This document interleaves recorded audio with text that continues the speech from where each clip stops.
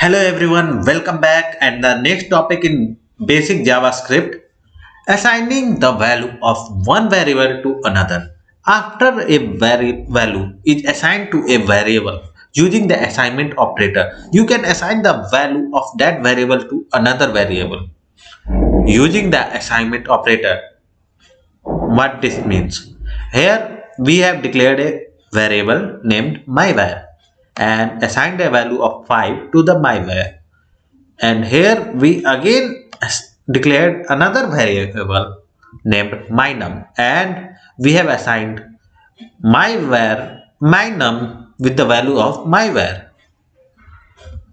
The above declares myvar variable with no value, then assign its value of 5. Next, a variable named mynum is declared with no value, then the contents of myvar, which is 5, is assigned to a variable mynum.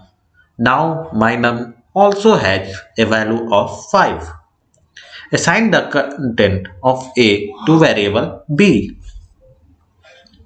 So what we have to do simply is give A equal to, sorry, not A, B equal to A, and it will assign the value of 7 to the variable B.